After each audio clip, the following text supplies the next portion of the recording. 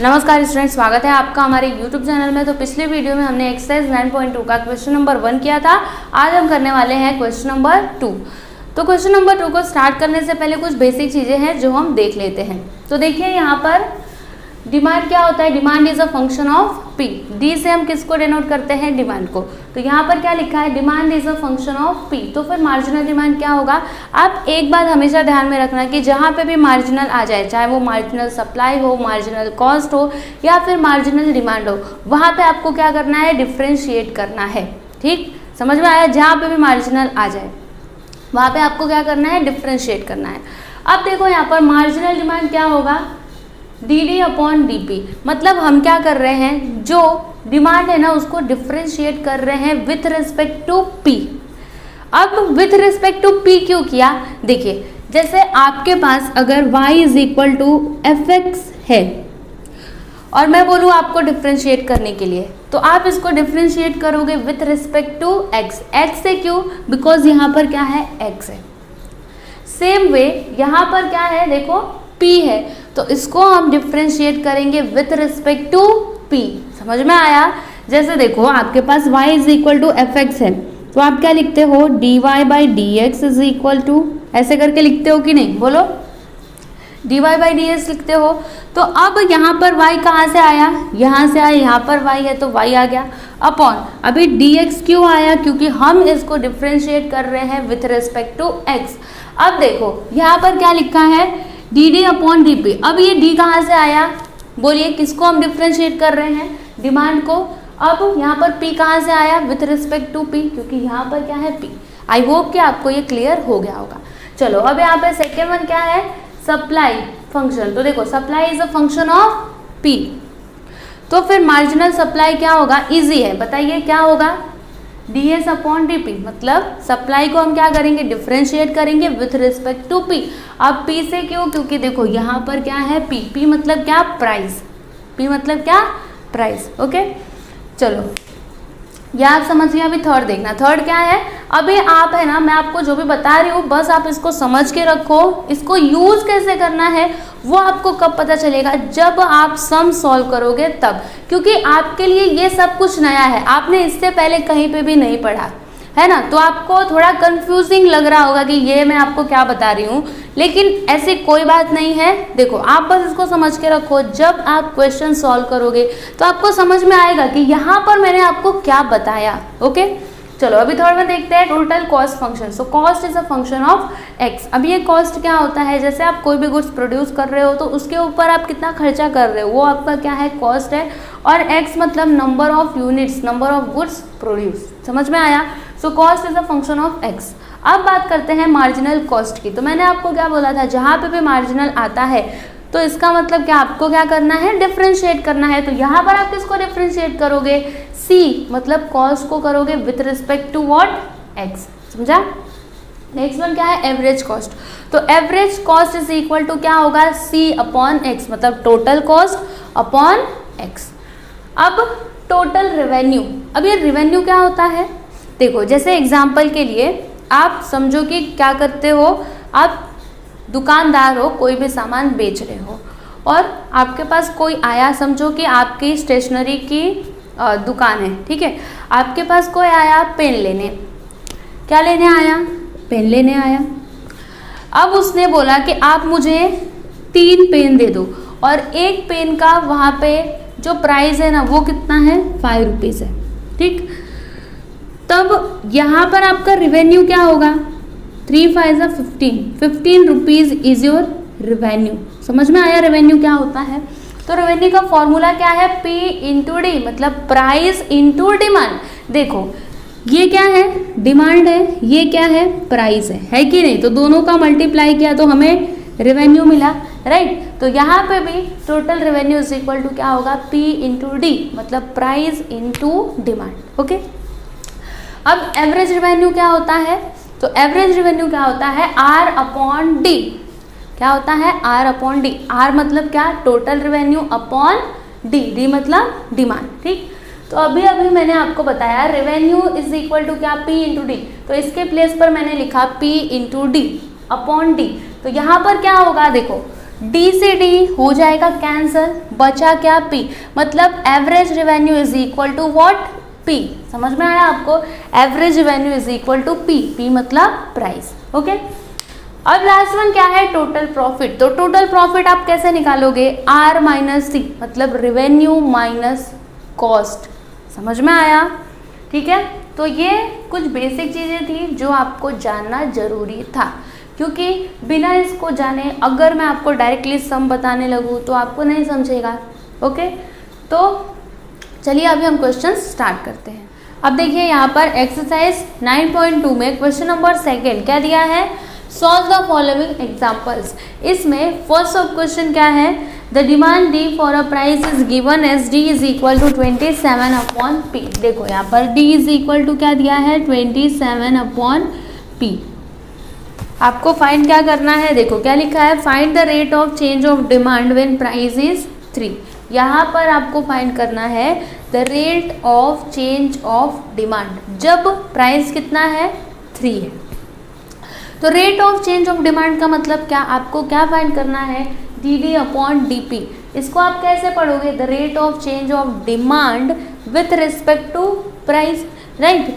तो देखो हम क्या करेंगे, इसको डिफ्रेंशिएट करेंगे। तो यहाँ पर हम लिखते हैं differentiating with respect to P, ठीक। तो देखो यहाँ पर D D upon D P is equal to, इसको डिफ्रेंशिएट करते हैं 27 अपॉन पी। तो 27 आ जाएगा। यहाँ पर अभी डेरिवेटिव फाइंड करेंगे हम 1 अपॉन पी का।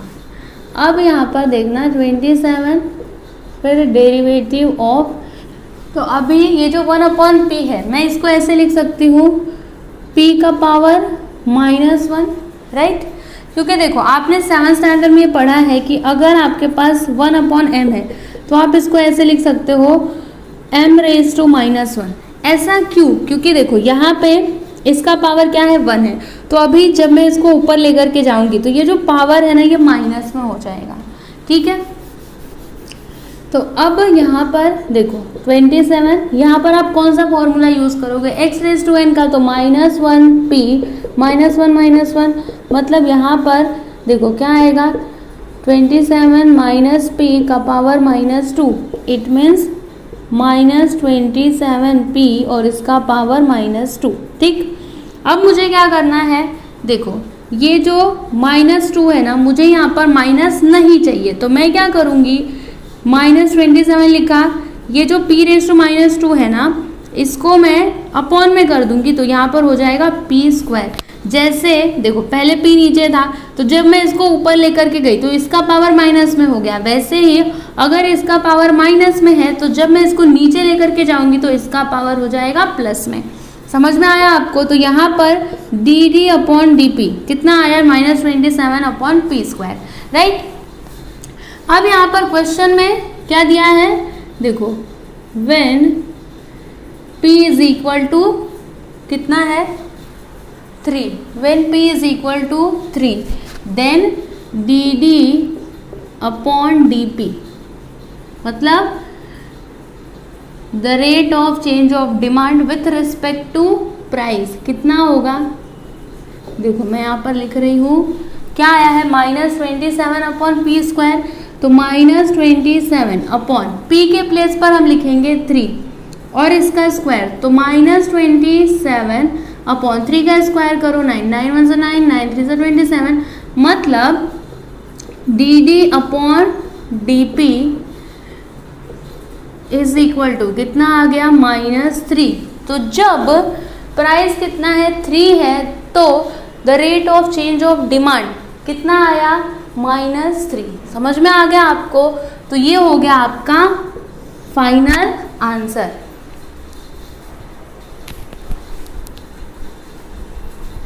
अभी देखो यहाँ पर सेकंड क्वेश्चन क्या दिया है, if for a commodity the price demand relation is given as D is equal to p+5 upon p-1, then find the marginal demand when price is 2। अब यहाँ पर आपको फाइंड क्या करने को बोल रहा है, मार्जिनल डिमांड। जैसे आपने फर्स्ट क्वेश्चन किया था ना, आपको वैसे ही करना है।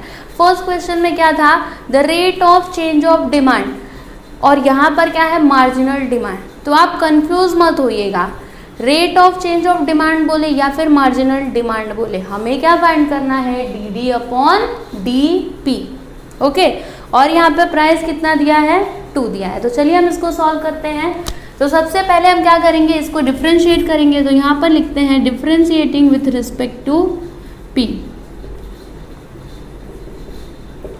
तो यहाँ पर D D upon D P, यहाँ पर हम डिफ्रेंशिएट करेंगे किसको, p plus Y upon P minus 1 को, राइट।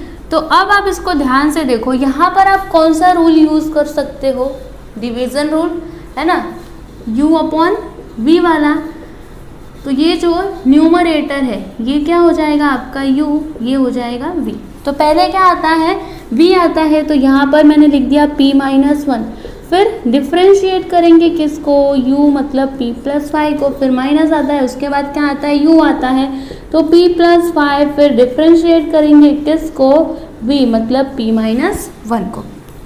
अपॉन में क्या आता है, v स्क्वायर मतलब p minus 1 the whole square. फिर क्या होगा, देखो p माइनस 1, यहाँ पर इसको हम डिफ्रेंशिएट करते हैं तो d upon D P, p आ जाएगा यहाँ पर, फिर plus d upon D P 5, फिर माइनस, उसके बाद देखो p प्लस 5, फिर यहाँ पर डिफ्रेंशिएट करेंगे किसको, p को, उसके बाद डिफ्रेंशिएट करेंगे किसको, 1 को,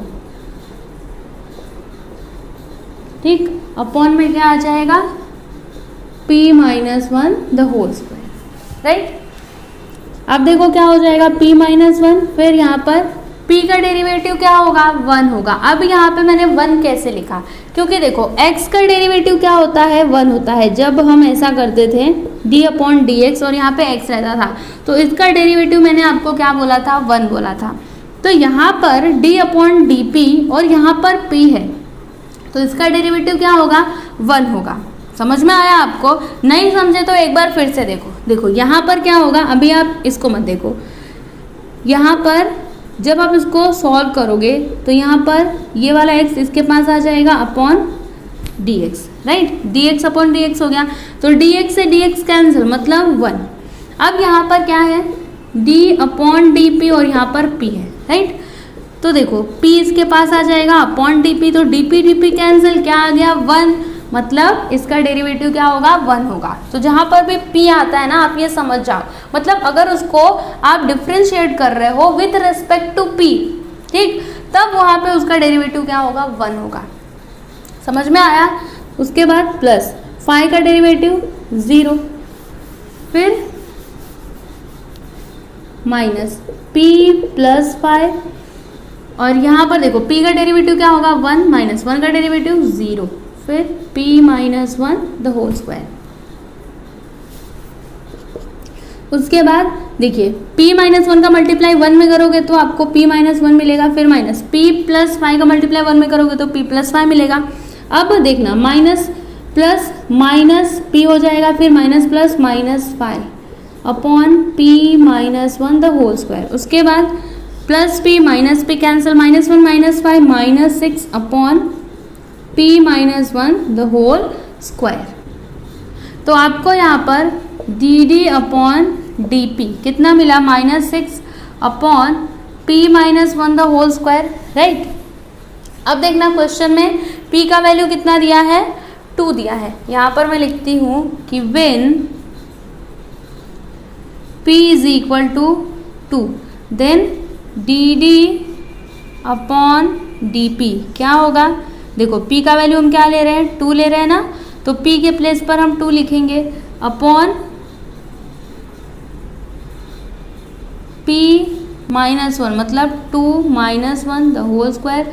तो माइनस 6 अपॉन 2 माइनस 1 करिए 1 का स्क्वायर, तो यहाँ पर आपको क्या मिलेगा, माइनस 6। यहाँ पर आप लिखो कि D D upon D P when p is equal to 2 कितना आया, माइनस 6। तो ये हो गया आपका आंसर। यहाँ पर हमने क्वेश्चन नंबर 2 कंप्लीट कर लिया। अब देखिए यहाँ पर क्वेश्चन नंबर 3, इसमें क्या दिया है, the demand function of a commodity is given as P is equal to 20 plus D minus D square. Okay, फिर आगे क्या दिया है, find the rate at which price is changing when demand is 3। देखो यहाँ पर डिमांड दिया हुआ है, आपको प्राइस बताना है, समझ में आ रहा है। तो इसको आप कैसे सॉल्व कर सकते हो, देखो पिछले वाले सब में क्या होता था, P यहाँ पे रहता था, D यहाँ पे रहता था, तो हम इसको डिफ्रेंशिएट करते थे विथ रिस्पेक्ट टू P। अब यहाँ पर D चला गया है, P यहाँ पर आ गया है, तो इसको हम डिफ्रेंशिएट करेंगे विथ रिस्पेक्ट टू D।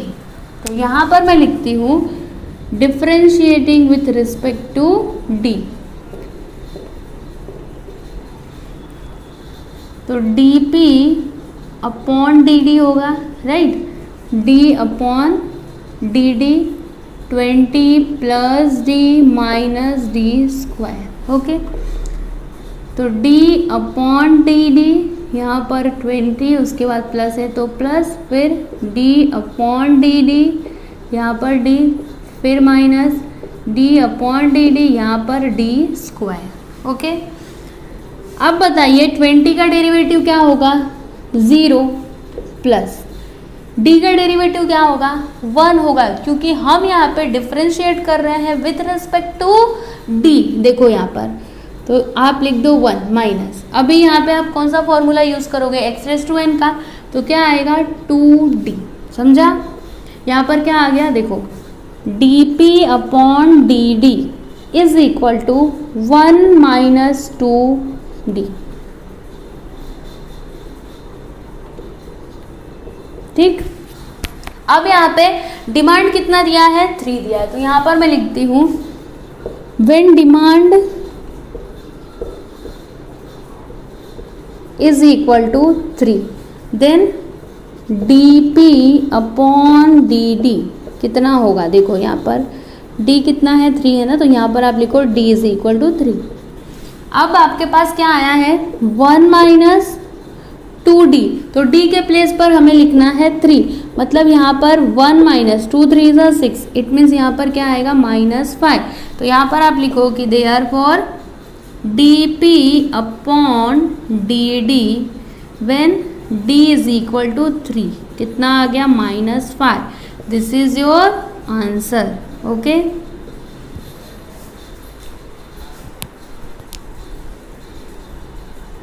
अब देखिए यहाँ पर क्वेश्चन नंबर 4, इसमें क्या दिया है, if the total cost function is given by c is equal to 5x³ plus 2x square plus 7, then find the average cost and the marginal cost when x is equal to 4।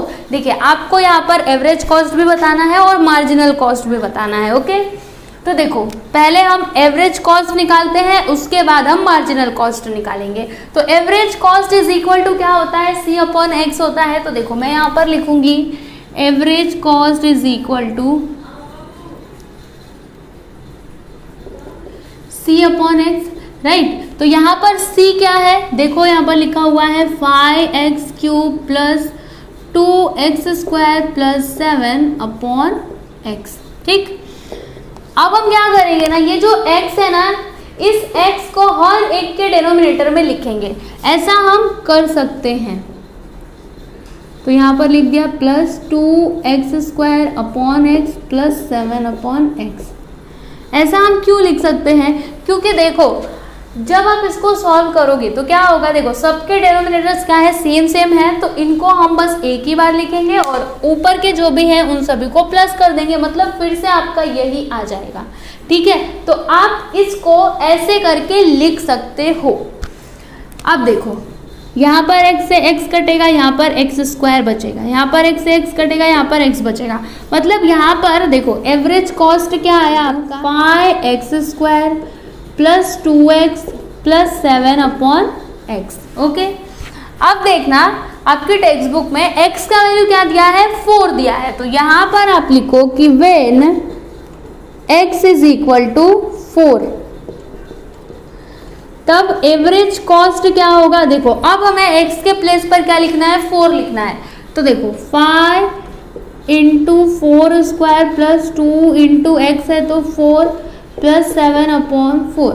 अब 5 into 4 का square करो 16 plus 2 4 ज़ा 8 plus 7/4। इसको solve करते हैं तो 16 5 ज़ा 80 plus 8 plus 7/4।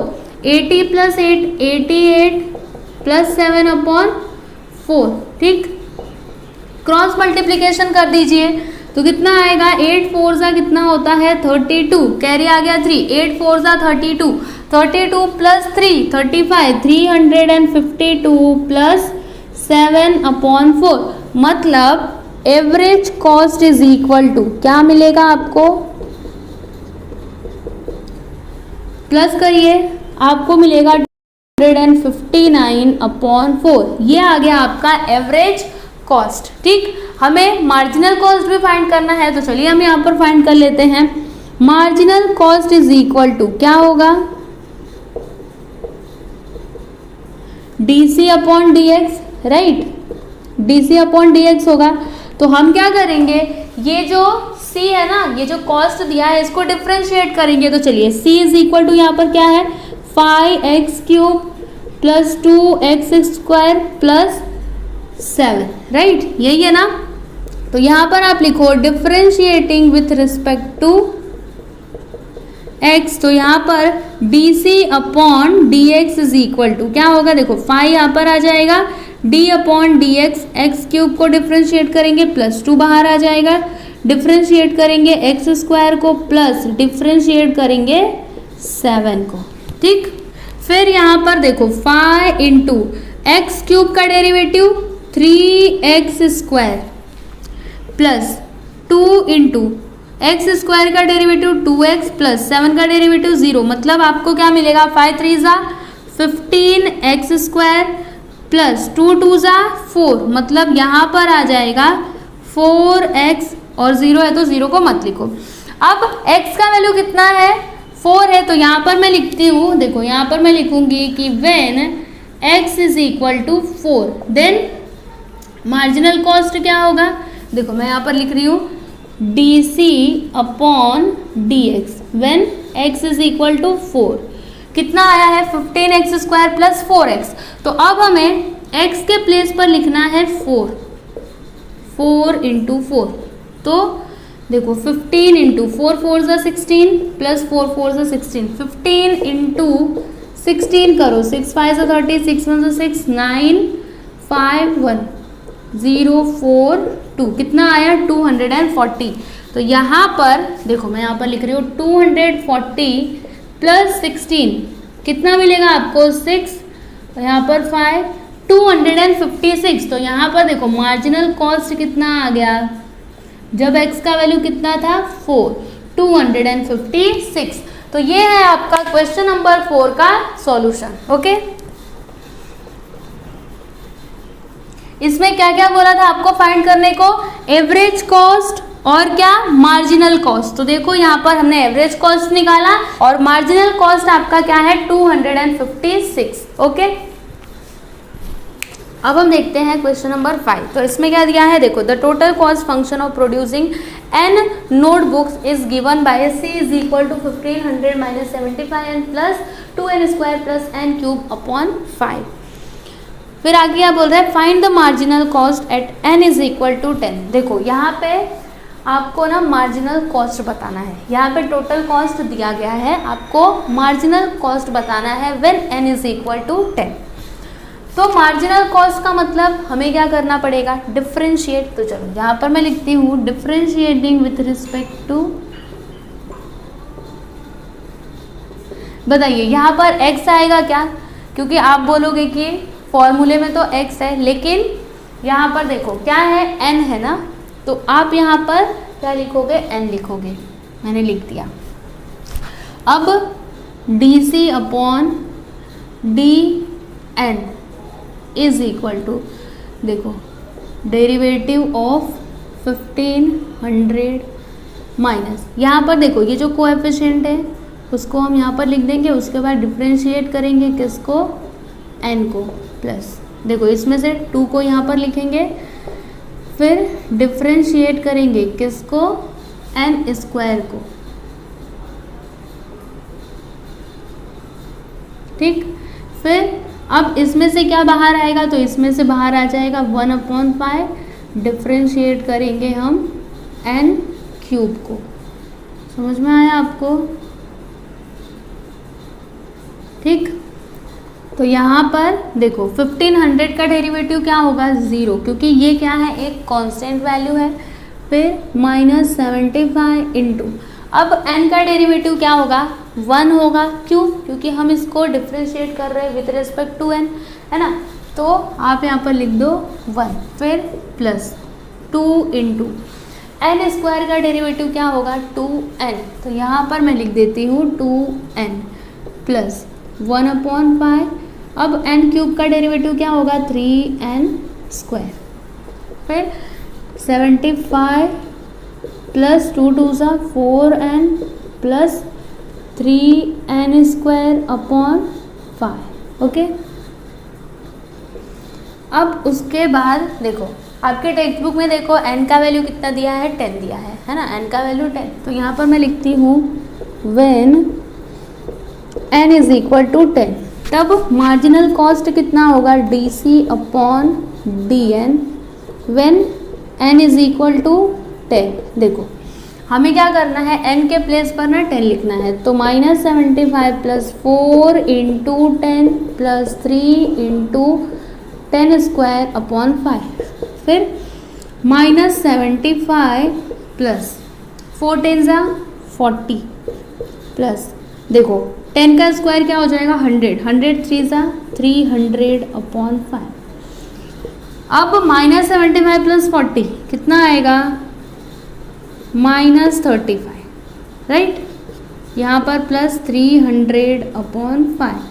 अब आप क्रॉस मल्टीप्लाई करिए तो 5 5 से 25 कैरी 2, 5 3 से 15 टू 175 प्लस 300 अपॉन 5। अब माइनस करो इसको तो कितना आएगा, 300 माइनस 175 करेंगे तो 5, यहाँ पर कितना है 9, तो 9 माइनस 7 गया 2, 2 माइनस 1 गया तो 1, कितना आ गया 125। तो यहाँ पर मैं लिख देती हूँ 125 अपॉन 5। अब इसको 5 से कैंसिल करते हैं तो 5 2 से 10, 5 5 से 25। मतलब देखो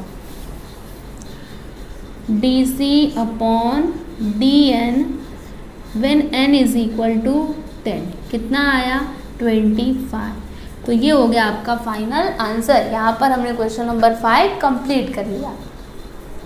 अब हम देखते हैं क्वेश्चन नंबर 6। तो देखिए इसमें क्या दिया है, the total cost of T टोइकास is given by C is equal to 5 into 2 raised to t plus 17. Find the marginal cost and average cost at t is equal to 3. देखो आपको यहाँ पर एवरेज कॉस्ट निकालना है और marginal cost निकालना है जब t का वैल्यू कितना हो 3 हो, ठीक है। तो सबसे पहले हम कैलकुलेट करते हैं मार्जिनल कॉस्ट, उसके बाद हम फाइंड करेंगे एवरेज कॉस्ट, ठीक है। तो मार्जिनल कॉस्ट मतलब dc अपॉन dx।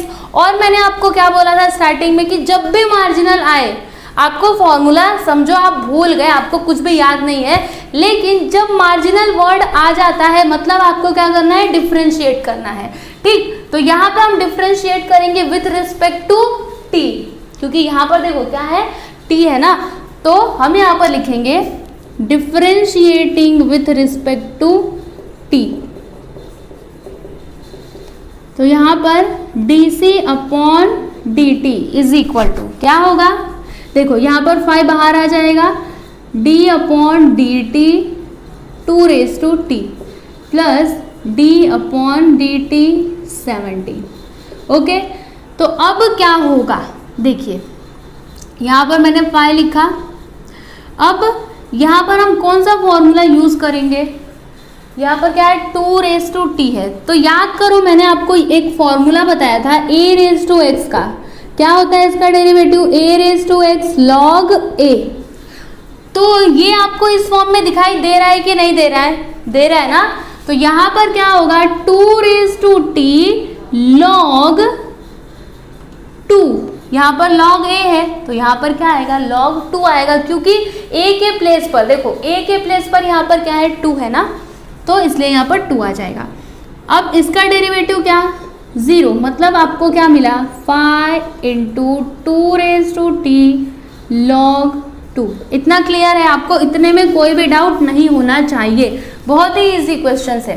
देखो अब t का वैल्यू कितना दिया है आपके क्वेश्चन में? देखो 3 दिया है, तो यहाँ पर मैं लिखती हूँ कि when t is equal to 3, तो अभी मार्जिनल कॉस्ट क्या होगा? dc upon dt when t is equal to 3। अब हमें क्या करना है ना, t के प्लेस पर क्या लिखना है? 3 लिखना है, तो 5 फिर 2 रेज टू t है ना, तो t के प्लेस पर मैंने 3 लिख दिया, log 2। तो क्या आएगा? देखिए 5, उसके बाद 2 का क्यूब करिए, 2 2 ज़ा 4, 4 2 ज़ा 8, यहाँ पर आ गया 8 log 2। मतलब मार्जिनल कॉस्ट आपको क्या मिलेगा? t is equal to 3। देखो 5 8 ज़ा क्या होता है? 40 log 2, ये मिल गया आपको मार्जिनल कॉस्ट। समझ में आया? तो हमने मार्जिनल कॉस्ट निकाल लिया, हमें एवरेज कॉस्ट भी निकालना था, तो चलिए एवरेज कॉस्ट निकाल लेते हैं। तो average cost is equal to, यहाँ पर क्या होगा? c upon T. समझ में आया? c अपॉन टी क्यों? क्योंकि देखो यहाँ पर क्या है? t है ना, इसलिए हम अपॉन में t लिखेंगे। अगर x रहता तो हम x लिखते, अगर y रहता तो y लिखते, जो रहता वो हम यहाँ पर लिख देते। ठीक, अब c कितना है? तो c देखो यहाँ पर 5 into 2 raise to t plus 17 upon t, right. अब क्या आएगा? देखिए यहाँ पर हम क्या करते हैं, आगे तो इसको सॉल्व नहीं कर सकते, तो हम यहाँ पर लिखते हैं कि when t is equal to कितना है? 3, तब आपका एवरेज कॉस्ट क्या होगा? देखिए 5 फिर 2 रेज टू t है ना, तो मैं यहाँ पर लिखूंगी 2 क्यूब प्लस 17 अपॉन में क्या है? t है, मतलब यहाँ पर मैं क्या लिखूंगी? 3 लिखूंगी। फिर 5 और इंटू 2 का क्यूब करिए, 2 2 ज़ा 4, 4 2 ज़ा 8 प्लस 17 अपॉन 3। अब 8 5 ज़ा क्या होता है? 40 प्लस 17 अपॉन 3। अभी प्लस करिए तो 7 और यहाँ पर 5 अपॉन 3, तो 3 से इसको कैंसिल करते हैं, 3 1 ज़ा 3, 3 9 ज़ा 27, मतलब एवरेज कॉस्ट आपको क्या मिला? 19। तो यहाँ पर आप लिख दो therefore average cost is equal to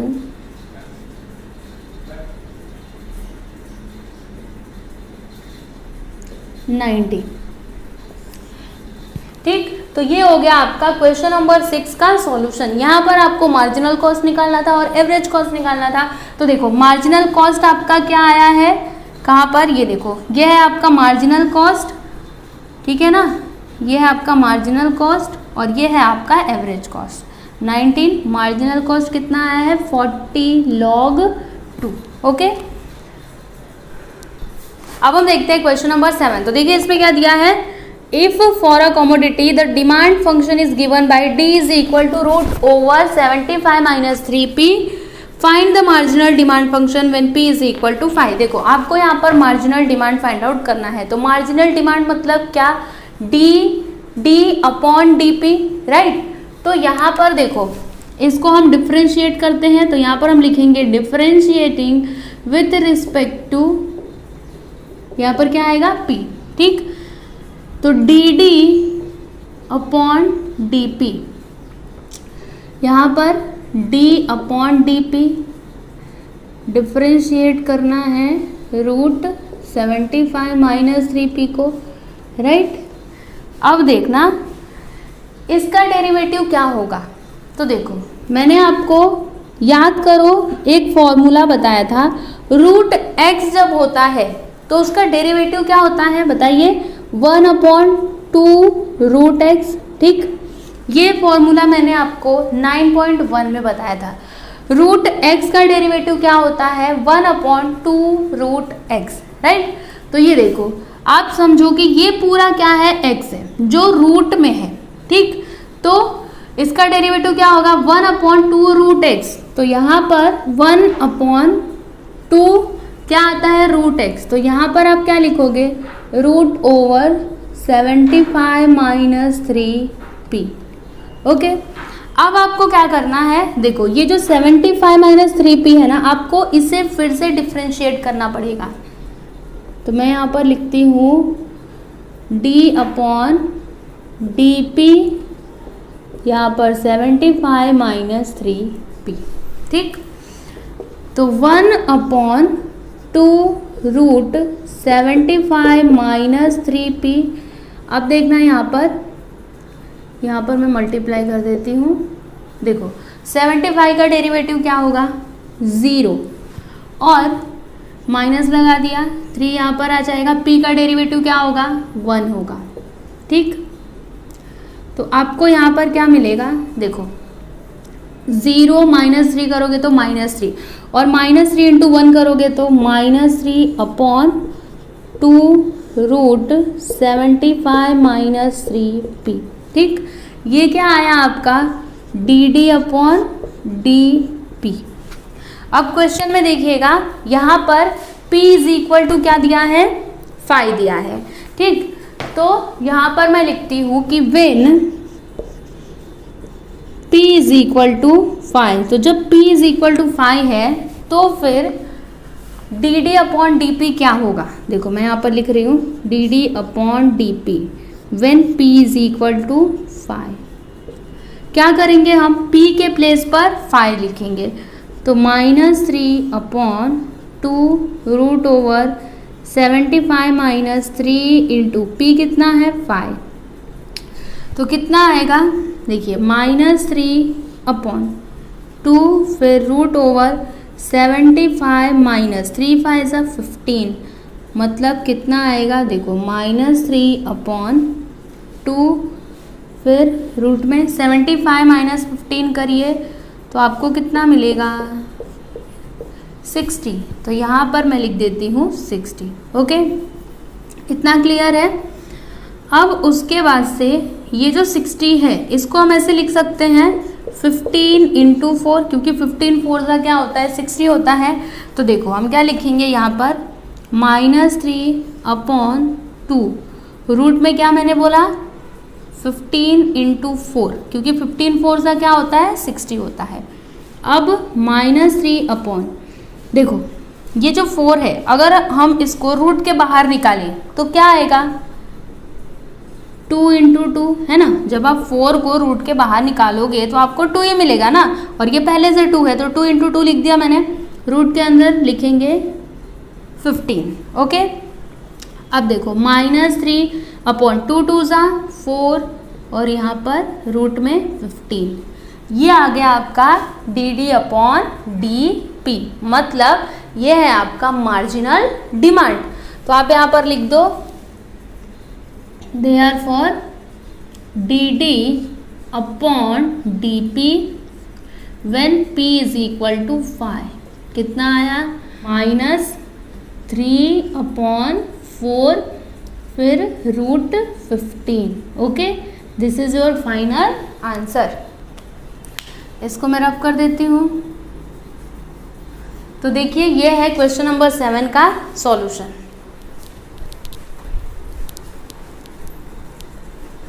अब हम देखते हैं क्वेश्चन नंबर 8। तो देखिए इसमें क्या दिया है, the total cost of producing x units is given by c is equal to 10 e raise to 2x, find its marginal cost and average cost when x is equal to 2। देखो आपको यहाँ पर मार्जिनल कॉस्ट बताना है और average cost बताना है when x is equal to 2। तो सबसे पहले हम फाइंड करते हैं मार्जिनल कॉस्ट, उसके बाद हम निकालेंगे एवरेज कॉस्ट। तो देखो मार्जिनल कॉस्ट मतलब क्या, dc अपॉन dx। तो यहाँ पर मैं लिखूंगी differentiating with respect to x। तो यहाँ पर dc upon dx is equal to, देखो 10 यहाँ पर आ जाएगा, डिफरेंशिएट करेंगे किसको, e रेज टू 2x को, ठीक। अब यहाँ पर 10 इंटू, देखिए e रेज टू 2x, इसका डेरिवेटिव क्या होगा, अगर e रेज टू x होता है तो उसका डेरिवेटिव क्या होता है, e रेज टू x होता है। तो यहाँ पर e रेज टू 2x है तो इसका डेरिवेटिव क्या होगा, e रेज टू 2x। अब आपको डिफरेंशिएट करना है किसे, 2x को, ठीक। फिर यहाँ पर देखो 10 ई रेज टू 2x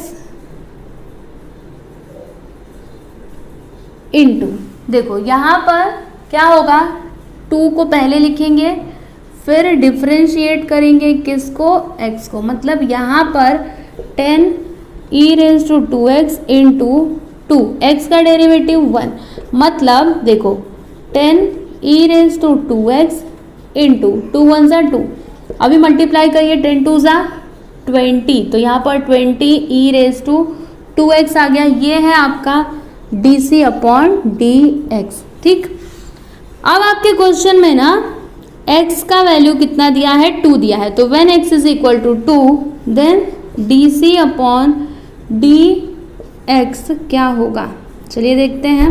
हमें x के प्लेस पर 2 लिखना है, तो 20 into E raise to 2x है ना, तो 2 इंटू 2 मतलब कितना मिलेगा आपको, 20 और यहाँ पर ई रेज टू 4, ये आ गया आपका मार्जिनल कॉस्ट। ओके, अब हमें क्या फाइंड करना है, एवरेज कॉस्ट। तो चलिए यहाँ पर मैं लिखती हूँ एवरेज कॉस्ट। एवरेज कॉस्ट क्या होता है, c अपॉन x होता है। तो अब यहाँ पर c कितना है, देखो 10 ई रेज टू 2x, तो यहाँ पर लिख दिया मैंने 10 e raise to 2x, right, देखो मैंने लिख दिया अपॉन x। ठीक, अब यहाँ पर आप लिखो कि when x is equal to 2, तब एवरेज कॉस्ट क्या होगा, देखिए average cost is equal to 10 e raise to 2 into 2 upon 2, तो यहाँ पर देखिएगा 2 1 ज़ा 2, 2 5 ज़ा 10, यहाँ पर क्या आ जाएगा 5 ई रेज टू, देखिए 2 2 ज़ा 4, ये आ गया आपका एवरेज कॉस्ट। तो यहाँ पर मैं लिख देती हूँ therefore average cost is equal to 5 e raise to 4। ठीक है, तो देखो ये है आपका मार्जिनल कॉस्ट और ये है आपका एवरेज कॉस्ट। यहाँ पर हमने क्वेश्चन नंबर 8 कंप्लीट कर लिया।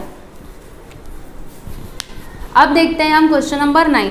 तो देखो इसमें क्या दिया है, the demand function is given as p is equal to 175 plus 9d plus 25d square, find the revenue, average revenue and marginal revenue when demand is 10।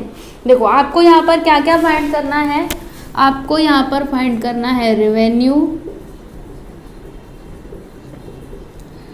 फिर एवरेज रेवेन्यू,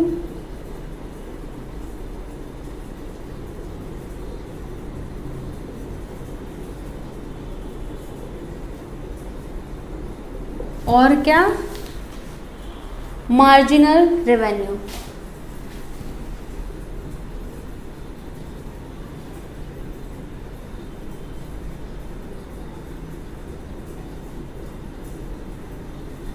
ठीक, आपको ये 3 चीजें फाइंड करनी है। तो सबसे पहले हम रेवेन्यू फाइंड कर लेते हैं। तो देखिए रेवेन्यू का फॉर्मूला मैंने आपको बताया था, क्या बताया था, R is equal to P into D.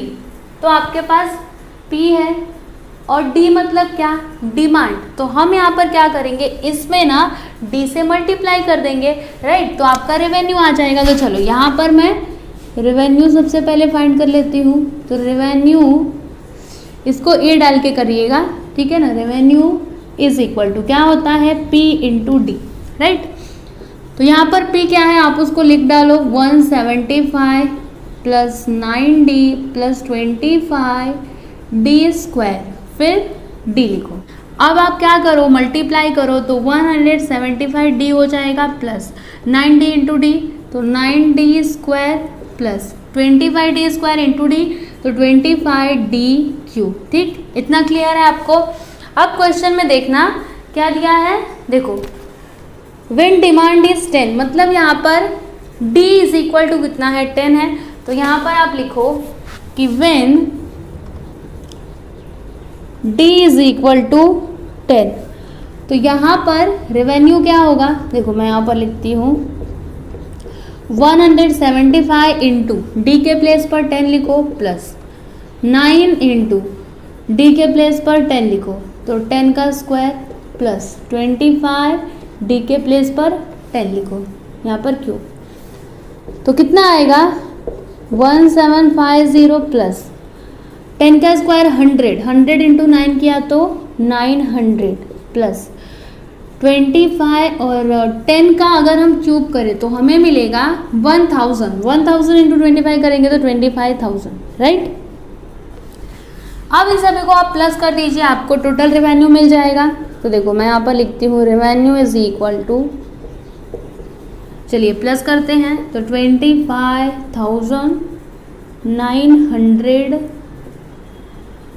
1750 तो 056 यहाँ पर 72 कितना आया 27,650। तो यहाँ पर मैं लिख देती हूँ 27,650, ये क्या आ गया आपका रेवेन्यू। ओके, फिर सेकेंड आपको क्या निकालना था, एवरेज रेवेन्यू। तो चलो बी डाल के इसको करो, average revenue is equal to,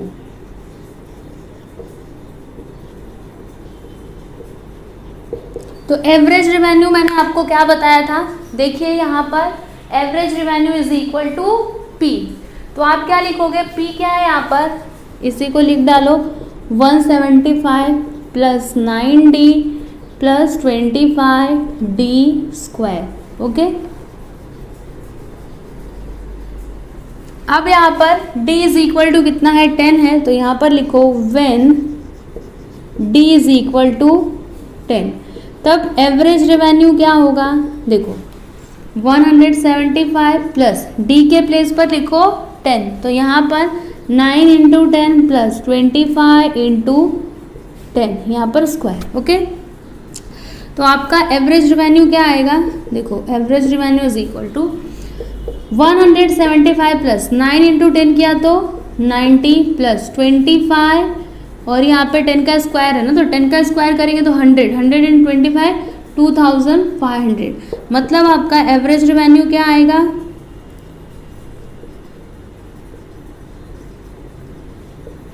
plus करिए इन सभी को तो 25001759, यहाँ पर 5, यहाँ पर 16 का 6 कैरी 1, यहाँ पर 7 2 2765, तो यहाँ पर आप लिख दो 2765, ये आ गया आपका average revenue. Okay,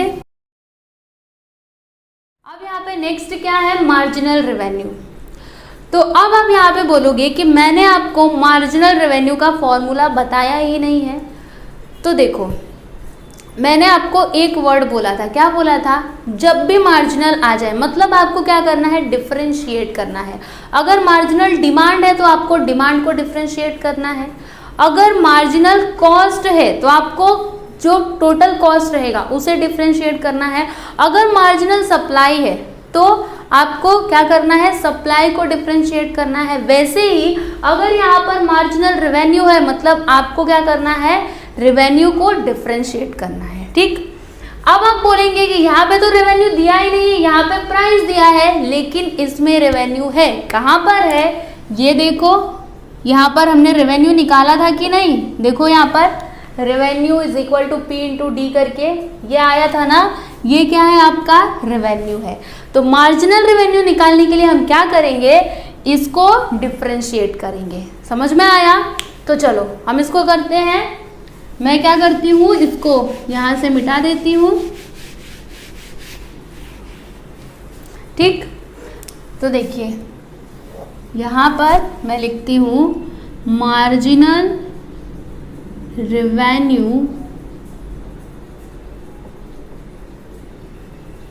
is equal to क्या होगा, डी आर अपॉन डी, यहाँ पर क्या है डी है ना, तो डी। ठीक है, तो देखिए आर इज इक्वल टू कितना है, ये देखिए यहाँ पर 175 D plus 9d square plus 25 D cube. Okay, तो यहाँ पर हम लिखेंगे differentiating with respect to D. Okay, तो यहाँ पर D R upon D D is equal to क्या होगा, देखिए इसमें 175 को हम पहले लिख देंगे, फिर बाद में डिफ्रेंशिएट करेंगे किसको, d को, राइट। फिर 9 को इधर डिफ्रेंशिएट करेंगे किसको, d स्क्वायर को, फिर 25 को यहाँ पर लिख देंगे और डिफ्रेंशिएट करेंगे d क्यूब को। तो यहाँ पर 175, देखिए d का डेरिवेटिव क्या होगा, 1 होगा, फिर प्लस 9 इंटू डी स्क्वायर का डेरिवेटिव क्या होगा, 2d plus 25 into D cube का डेरिवेटिव क्या होगा, 3d स्क्वायर, लिख दिया मैंने। अब यहाँ पर देखो 175 प्लस 9 2 ज़ा 18d प्लस 25 3 ज़ा 75d स्क्वायर, यह आ गया dr अपॉन dd, ठीक। अब देखो d इज इक्वल टू कितना दिया है, when d is equal to 10, तब आपका मार्जिनल रेवेन्यू क्या होगा, देखो मैं यहाँ पर लिख रही हूँ dr upon dd when d is equal to 10, right. तो देखिए क्या होगा, हम ना d के प्लेस पर अभी 10 लिखेंगे, तो 175 plus 18 into 10 plus 75 into D square मतलब 10 स्क्वायर, ठीक। तो 175 प्लस 18 इंटू 10 किया तो 180 प्लस 75 इंटू 10 का स्क्वायर 100। तो देखो यहाँ पर क्या हो जाएगा, इन दोनों को प्लस कर देते हैं, तो 5 यहाँ पर 7 प्लस 7 41, 15 का 5 कैरी 1, 1 प्लस 1 2 3 प्लस 75 इंटू 100 करेंगे तो 7500, ऐड कर दीजिए दोनों को, तो आपको कितना मिलेगा, 5 यहाँ पर 5, फिर 5 प्लस 3 8 और यहाँ पर 7, कितना आ गया, 7855। तो यहाँ पर मैं लिख देती हूँ marginal revenue is equal to 7855, ठीक।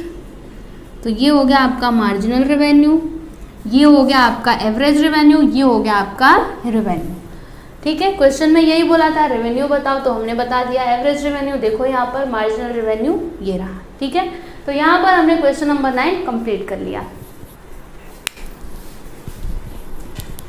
अब देखिए यहाँ पर क्वेश्चन नंबर 10, इसमें क्या दिया है, the supply for a commodity at price P is given by S is equal to P square plus 9P minus 2, find the marginal supply when price is 7। तो आपको यहाँ पर क्या फाइंड करना है, मार्जिनल सप्लाई, मतलब आपको क्या करना है, सप्लाई को डिफ्रेंशिएट करना है, ओके। तो यहाँ पर आप क्या लिखोगे, differentiating with respect to P, तो यहाँ पर ds upon D P is equal to क्या होगा, देखो d upon D P P square plus d upon D P, यहाँ पर क्या आएगा p और यहाँ पर आएगा 9, ठीक है ना, 9 को पहले लिखना है, फिर minus d upon D P और 2, p स्क्वायर का डेरिवेटिव होगा 2p प्लस 9p का डेरिवेटिव 1 माइनस 2 का डेरिवेटिव 0, मतलब यहाँ पर ds अपॉन डी पी कितना आया, 2p प्लस 9, ओके। अब यहाँ पर p कितना दिया है, तो देखो प्राइस इज 7, मतलब यहाँ पर मैं लिखती हूँ कि व्हेन प्राइस मतलब p is equal to 7, then ds upon D P क्या होगा, देखिए क्या लिखा है हमने, 2p प्लस 9, तो 2 इंटू पी के प्लेस पर 7 लिखना है प्लस 9, 2 7 14 प्लस 9, तो कितना आएगा, देखिए यहाँ पर मैं लिख रही हूँ ds upon D P when p is equal to 7, 14 plus 9 करिए तो आपको मिलेगा 23, ये आ गया आपका मार्जिनल सप्लाई, ओके। तो देख लीजिए यहाँ पर हमने क्वेश्चन नंबर 10 सॉल्व कर लिया। अब हम देखते हैं क्वेश्चन नंबर 11। तो इस क्वेश्चन को आप एकदम ध्यान से पढ़िएगा, क्योंकि अगर आपने इसको पढ़ने में गलती की तो आपका आंसर रॉन्ग हो जाएगा, ओके। देखो क्या दिया है यहाँ पर, the cost of producing X articles is given by C is equal to X square plus 15x plus 81। ठीक है, इतना हमने पढ़ लिया। अब आगे की लाइन इंपॉर्टेंट है, देखो क्या दिया है, find the average cost and marginal cost functions. यहाँ पर आपसे क्या बोल रहा है फाइंड करने के लिए, एवरेज कॉस्ट फंक्शन और मार्जिनल कॉस्ट फंक्शन। समझ में आया? तो पहले हम एवरेज कॉस्ट और मार्जिनल कॉस्ट फंक्शन निकाल लेते हैं, उसके बाद हम आगे का क्वेश्चन पढ़ेंगे। ठीक है ना? तो देखो यहाँ पर सबसे पहले क्या है, एवरेज कॉस्ट है ना, तो एवरेज कॉस्ट क्या होता है,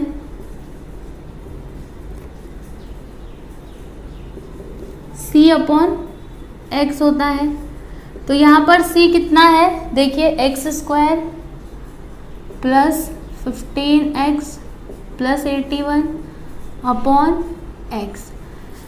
अब यहाँ पर हम क्या करते हैं, देखो x को ना हर एक टर्म के डेनोमिनेटर में लिख देते हैं, तो x square upon x plus 15x upon x plus 81 upon x. Okay, तो x से x कटेगा, यहाँ पर x से x कटेगा, क्या बचेगा लिख देते हैं हम यहाँ पर एक x कैंसिल हुआ तो एक x बचा है, तो ये हो गया x प्लस फिर यहाँ पर 15 प्लस 81 अपॉन x।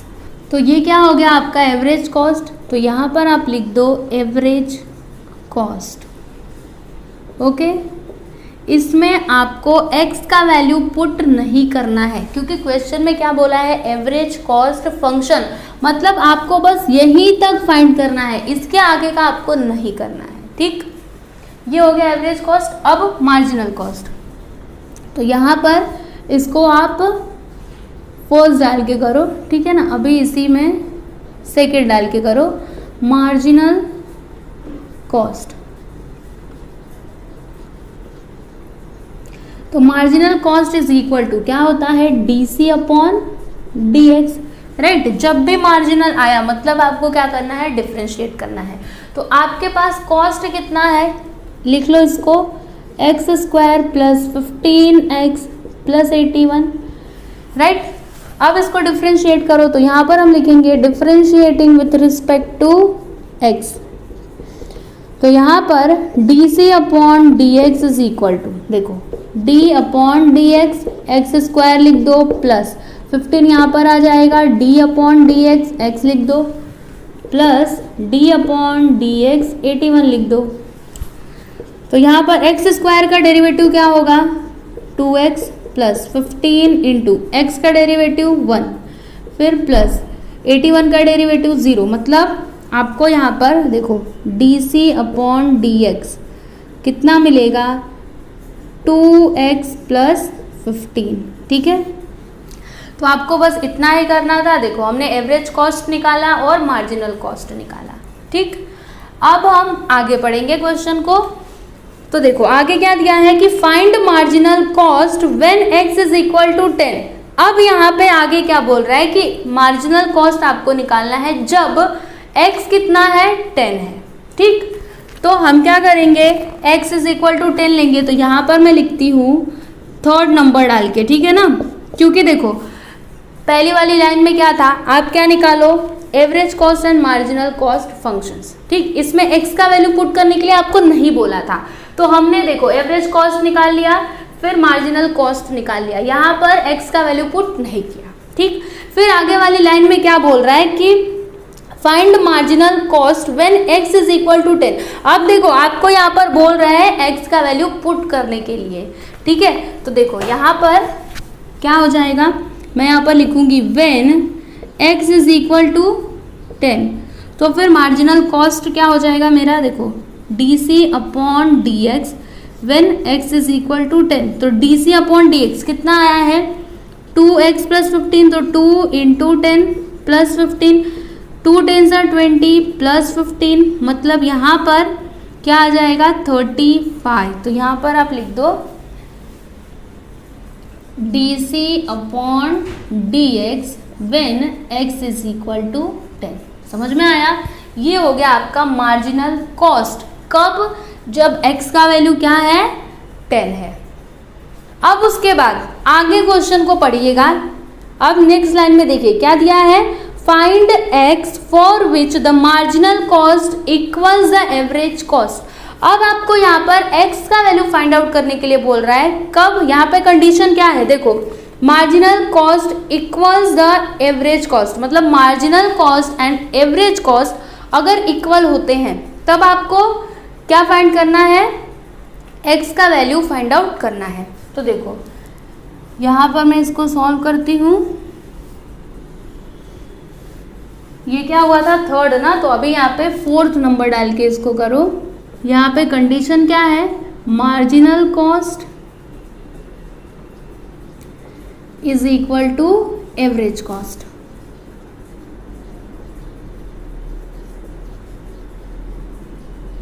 ओके, तो अब आपको ये यहाँ पे कंफ्यूजन होगा कि मार्जिनल कॉस्ट मतलब हम ये ले कि ये ले। तो देखिए बच्चों, यहाँ पे ऐसा नहीं बोला है कि marginal cost when x is equal to 10, ऐसा बोला है क्या? नहीं, यहाँ पे इसने क्या बोला है, बस मार्जिनल कॉस्ट। तो आप कौन सा लोगे, ये वाला लोगे। समझ में आया? तो क्या है 2x प्लस 15, तो लिख दिया मैंने 2x plus 15 is equal to average cost. तो एवरेज कॉस्ट कितना आया है, देखो x plus 15 plus 81 upon x। Okay, अब क्या करेंगे हम, देखो 2x लिख दिया मैंने, x को मैं इधर ले लेती हूँ तो माइनस एक्स प्लस 15, अभी इस 15 को मैं इधर ले लूँगी तो माइनस 15 इज इक्वल टू यहाँ पर क्या बचेगा 81 अपॉन x। ठीक, अब देखो यहाँ पर plus 15 minus 15, 2x minus x करेंगे तो x is equal to 81 upon x आ गया। अब x को इधर लेंगे तो देखो ये इधर डिवाइड में है, जब इस साइड आएगा तो मल्टीप्लाई में हो जाएगा, मतलब x into X, X square is equal to 81। तो अभी देखो x is equal to square को उधर करेंगे तो रूट के अंदर 81 आ जाएगा, मतलब x इज इक्वल टू 81 को रूट के बाहर निकालिए 9, मतलब x का वैल्यू क्या आ गया, 9 आ गया। और क्वेश्चन में क्या बोला था आपको, x का वैल्यू फाइंड आउट करने के लिए, तो हमने x का वैल्यू फाइंड आउट कर लिया। ओके, तो यहाँ पर हमने क्वेश्चन नंबर 11 कंप्लीट किया। देख लीजिए इसको। तो यहाँ पर हमने एक्सरसाइज 9.2 पूरा के पूरा कंप्लीट कर लिया है। 9.2 में मैंने आपको ईच एंड एवरी क्वेश्चन बताया है, कोई भी क्वेश्चन मैंने छोड़ा नहीं है।